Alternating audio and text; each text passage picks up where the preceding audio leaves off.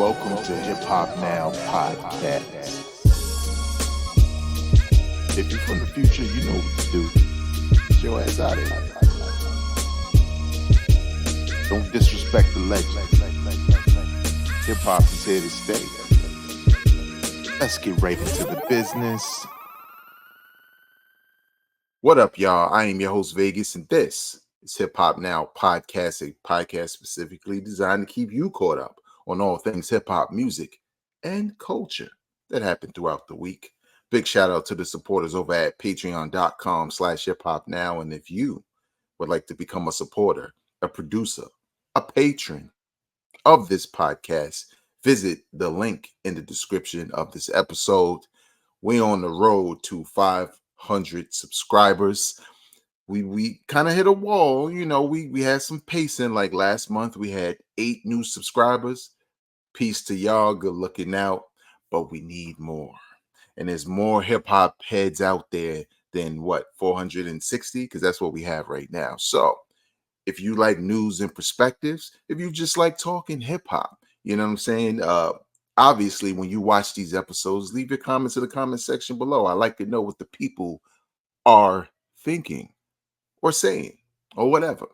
You know what I'm saying? I do appreciate everybody. Big shout out to everybody who's been listening for years on the audio side. This podcast is available on Apple Podcasts, Spotify Podcasts, everywhere, iHeart, all of it. So regardless of whatever podcasting app you use, whether it's Overcast or Pocket Cast, which is what I like to use, subscribe to Hip Hop Now Podcast. Nothing but hip hop culture, talk, perspectives, some specials. I have some other special things going on. And one special thing that I like to do, that's an extra that happens, but it's only in the video version. Sorry, audio heads, but this one's only in the video version. Let me know if you want me to just make audio versions. I could just do it. But Tale of the Tapes. If you're watching the video version, you can kind of see it behind me. I have some cassettes that I kept since the early 90s, honestly.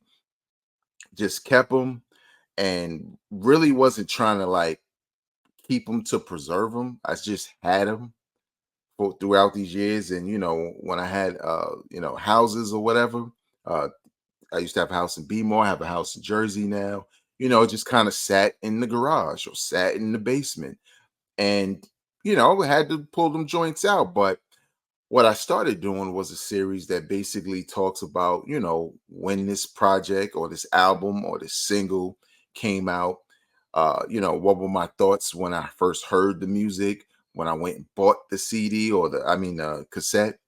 So it's really like a nostalgia trip, but also a little information behind it. Quick 2-minute or less segments. The latest episode I did was on Smith & Wesson Black Moons or Boot Camp Clicks Heads Ain't Ready single, which you could kind of see behind me. If you look really close at the top, it's the yellow tape with the red writing. Just records that, I bought back then as a hip hop head before we had streaming services where you would just go and look for artists who was new or go look for that song. You had to go to the record store back then. And me, I lived in the record store. I didn't care if I had $5 on me. I was leaving with something. What Denzel said, I'm leaving with something. Okay. Not stealing.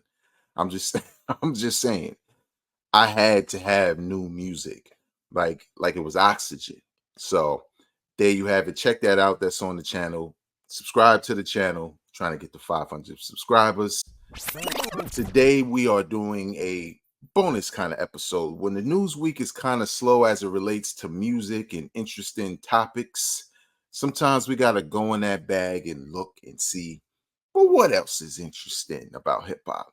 If you are on social media, in particular hip hop Twitter, because we don't recognize the X unless it's Malcolm. Okay, but on hip hop Twitter and other social media sites, hip hop heads constantly talk about, top 5 this, top 5 that. Who's the lyricist? Who is it? Who's the best now? Who is it? who won, Drake or Kendrick, right? We just constantly talk about list and other hip hop topics, which is cool to me because let's not pretend like debates didn't always exist in hip hop, right? They didn't dominate, a new release and what you felt about it, but a lot of times you always talked about who you like, who's the best out of NWA, you know what I'm saying? Who your favorite artist is in the group, which one of their albums is the best in their catalog, stuff like that. So as we continue to talk hip hop, which is dope on social media, there were things that used to bother me, right? At first, there was classic, right? Everybody was calling everything a classic, right? So I did a whole episode on that. Then there were lyricists. Everybody was trying to define what a lyricist was and who wasn't, and this and that. So I did an episode on that. Um, GOAT.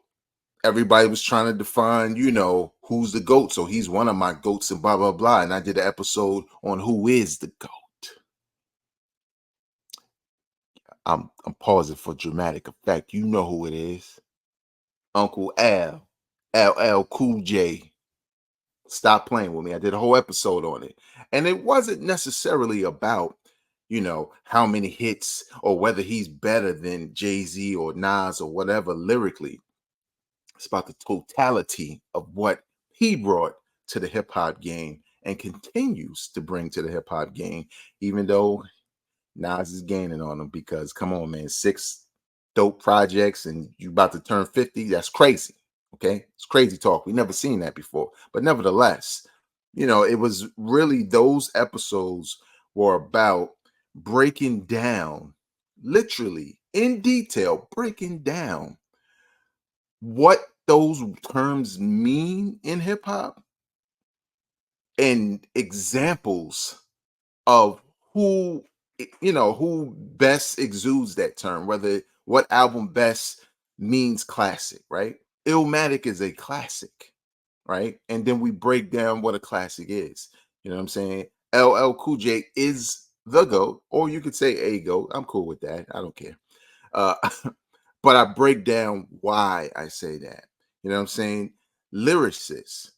I break down what that means and who is an example of that. So today, with all that being said, we're gonna talk about bars. Because honestly, yeah, I'm preaching today. Give me some minute. Give me a time. Okay, give me some time. Honestly, when it comes to bars, there are people, and I'm not just saying old heads versus new heads, casuals versus hardcore. I'm just talking about music fans, in particular hip hop fans. There are bars that go over people's heads, and there are bars that people get right away. And there's a such thing as just too many bars to the point where you're bored to death. And there are MCs, artists, rappers, whatever you want to call them, who have zero bars. But first, let's start with what are bars, right? Not everybody knows. They hear it all the time, but they like, yeah, I didn't. Though Jay rap good, like they don't really know the context or whatever that means. So, from dictionary.com by way of urbandictionary.com, this is what they said regarding bars. As hip hop grew in the 1990s and 2000s, artists and their fans came to use bars for lyrics in general. Urban Dictionary first entered the term in 2003. In the 2000s, bars became well established as a term for the rhymes artists freestyle in rap battles and slam poetry. I don't know what that means. That sounds like AI. Uh, poetry with spectators even shouting bars. Now, for me to just break it down to you, what bars has always meant to me as a hip hop head, day one, it's about lyricism. It's not about just a great song. It's about lyricism. It's about what you say and how you say it. It's about discovery for the listener, right?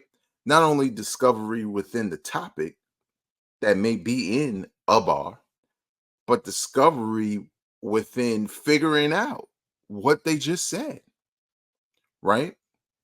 I'll give you an example.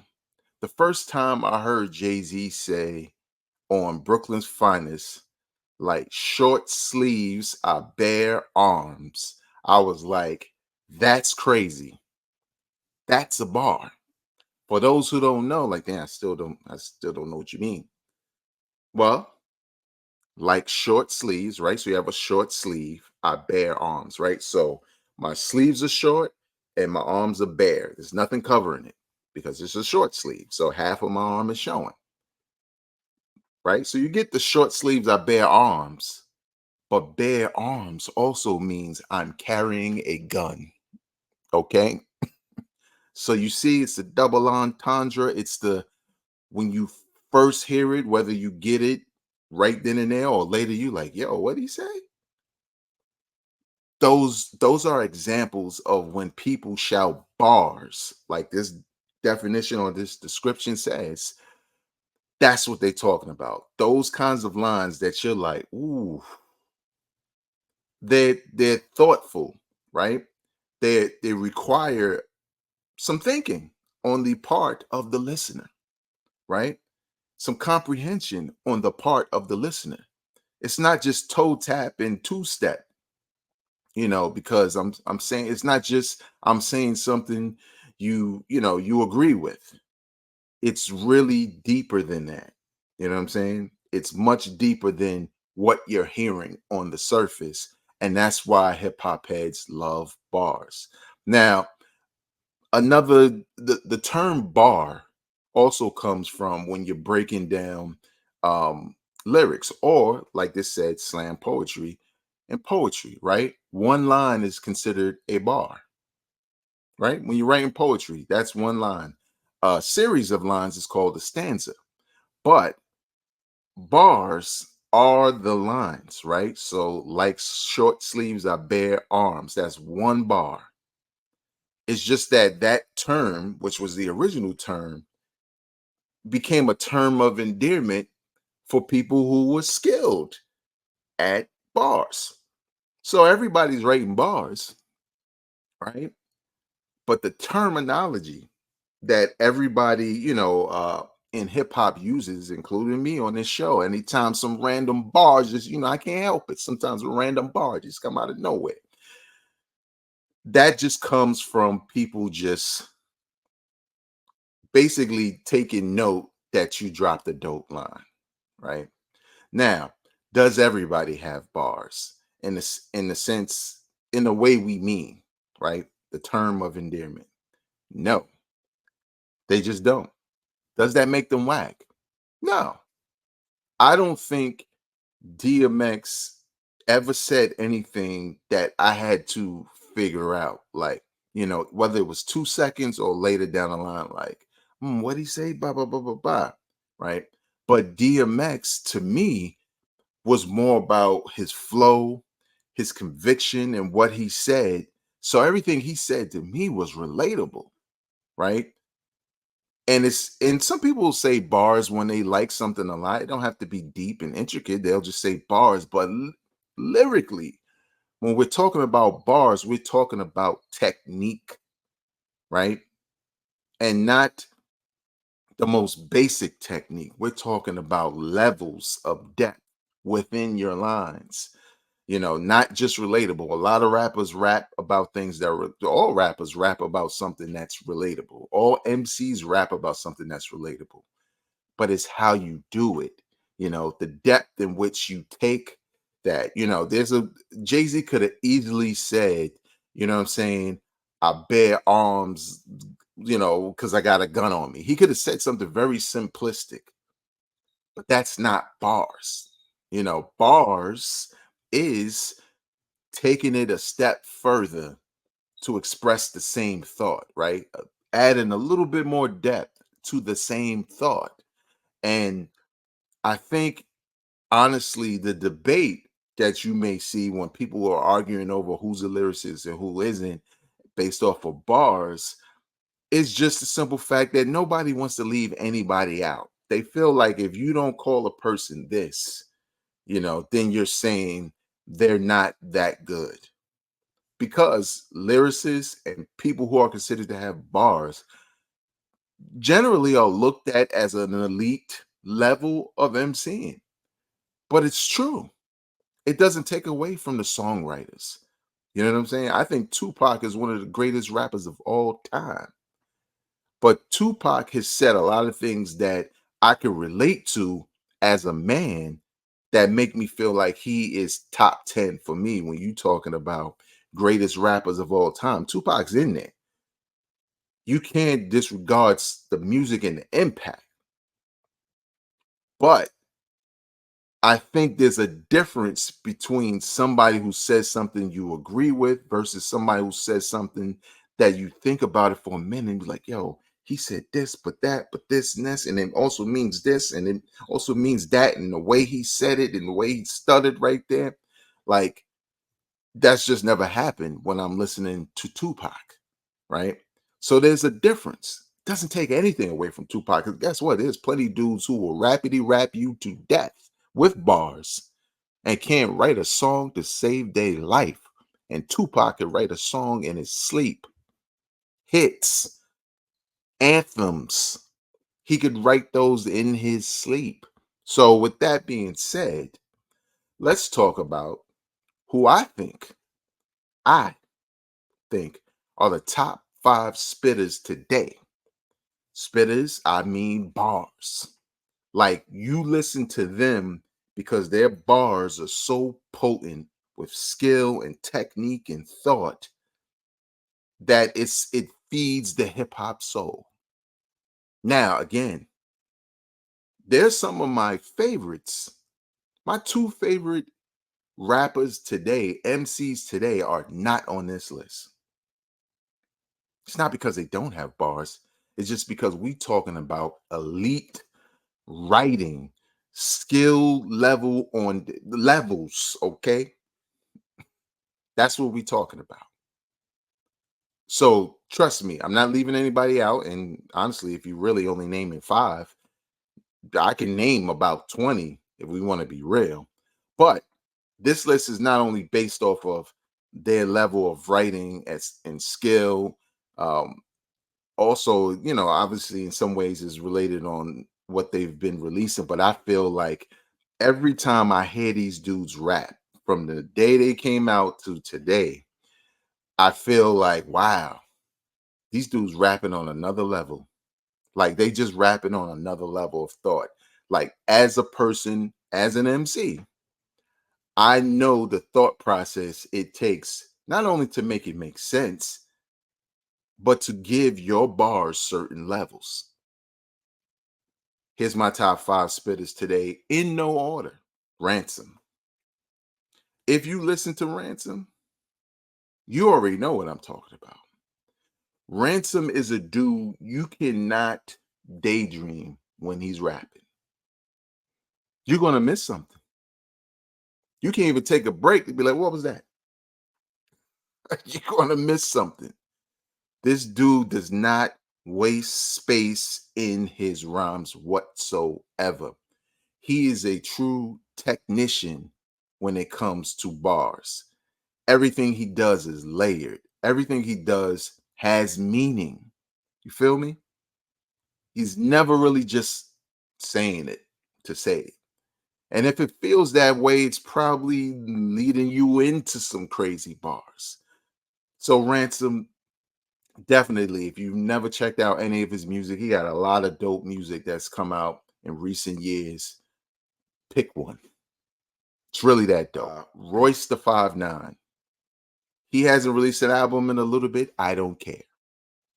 Anytime that brother touched the mic, he's another one where I'm like, damn, that's a lot of focus. You got to be focused to rap like that. Allegory album was crazy. The album before that I can't remember the title because I haven't heard it in a little while, but that means nothing. Not Ransom. Royce the 5'9" is what you guys who say we don't play Eminem in the hood. He's the guy you should be listening to. He is the black version. So loosely, but the black version of Eminem. But I think you can't even say that now. At one point, I kind of felt that way, right? Like as far as technique, him and Eminem were a lot alike. But I think in recent years, he's become even better than that. He's better than Eminem, if you ask me. And he has the same attention to detail and technique and layered and like catchy lines and tongue-in-cheek lines, you know what I'm saying? Like wink wink type bars, but it's just crazy. And honestly, saying this about all five of the people on this list, I admire that so much as an MC because again, you know what it's like to sit there and write rhymes, or if some of you magical Negroes, I don't write. Okay, whatever I do. Okay.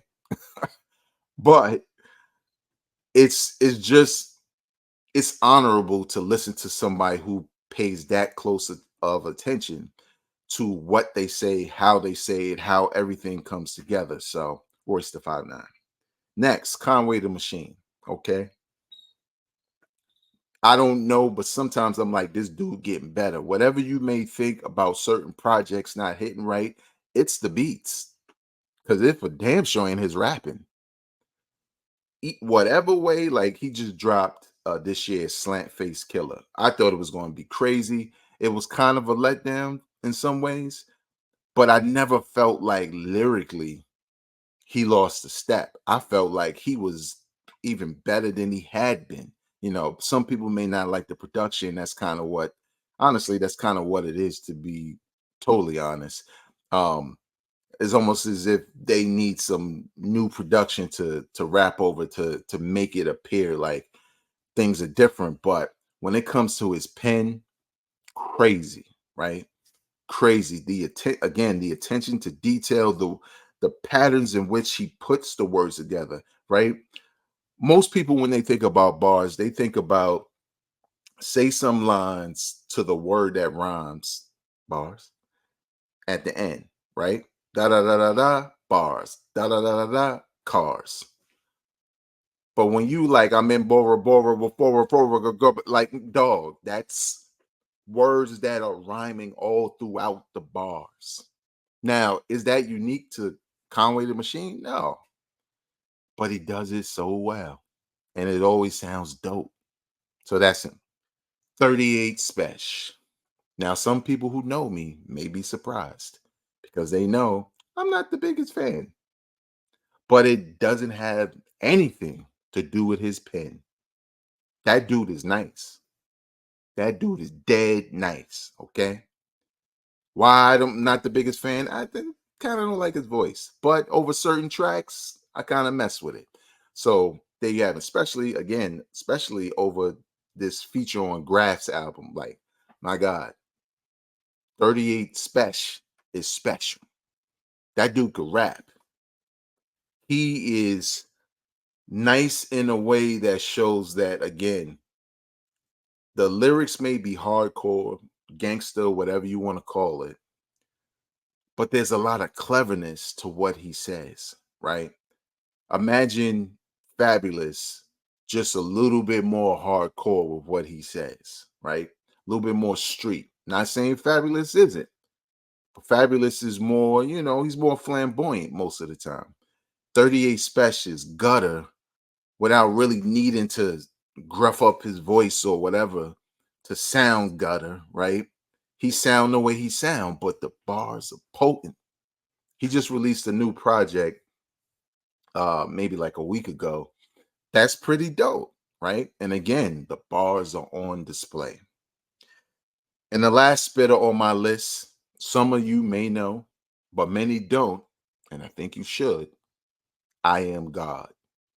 Look, let me tell you something, man. All of that I said about each of these other MCs, he does that. He doesn't waste words. He doesn't waste bars. Everything he says is detailed and potent. And again, when you understand the the magnitude of focus it takes to make sure each bar is potent in that way.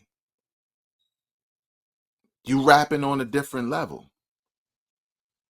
Now, it's not easy to make songs. It's not easy to be a rapper or MC at all. But there's a basic way to do it where you just say some cool stuff or you say something somebody agrees with or can relate to, right? Me, I've always used a lot of cliches in my rhymes, right? Because people recognize stuff like that.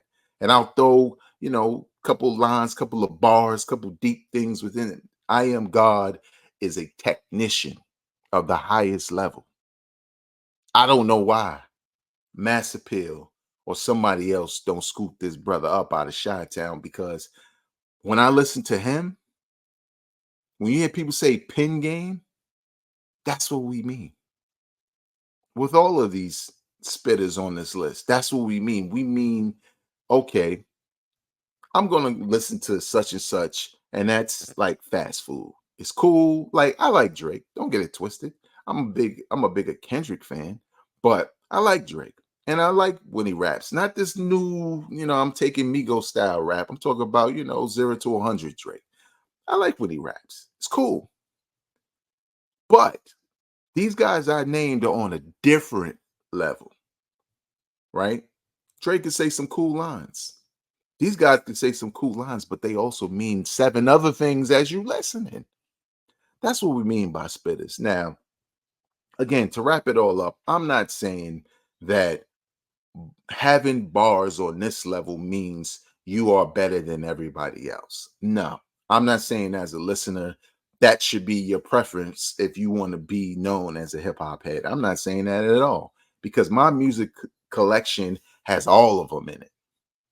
Got bar kings, you got dudes like Kid Cudi who, I listen to them, but I'm not there like, yeah, let me come get these bars. I listen to certain people for certain vibes of music. And when it's time to listen to somebody who's technically sound with their writing,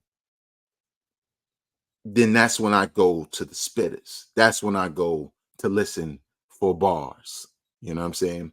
Shout out now, again, there's a lot of people who I didn't include on this list, some of my favorites, but also, just so you know, I'm not trying to be that guy, but shout out to the ladies, because some made me like, yo, where the ladies that spit, though? I'm tired of watching this strip hop stuff. Where they at? Rhapsody, Shay Noir, just to name a few. You know what I'm saying? Like, they spits, okay? They know how to rap, like rap. So there are people out here, there are MCs out here, there are artists out here. Backwoods Sweetie, shout out to her. There are people out here who can do this on a level that's just elite when it comes to lyricism and technique. Bars. That's going to do it for me. What do you think about the whole conversation around bars and who's a spitter and who's not? What are your top 5 spitters rapping today? Leave them in the comments section on YouTube. I will check them out. I'm curious because I know there are a ton of people who I didn't name that some of you would name. Leave your comment in the comment section on YouTube. Please know that we are trying to get to 500 subscribers. So if you are watching this podcast and you enjoyed it and you're going to check out the rest of my content, why not subscribe? And if you feel like, well, man, I don't feel like giving you a subscription, a free subscription, I would say, well, you know other people who probably would, who would also enjoy this content. So share it with them also. You can follow me on social media. The tag is the name regardless of the site. I think I'm on everything. So trust me, you can spill, Blue Sky, whatever. I'm on all of them at Vegas World INC. And please know that this podcast is also available in audio form. Everything from YouTube Music to Apple Podcasts to Spotify Podcasts. All you got to do is hit that subscribe button, rate the podcast on Apple Podcasts, show a brother some love. Until next time, y'all, I am not a critic. I'm a fan. Peace.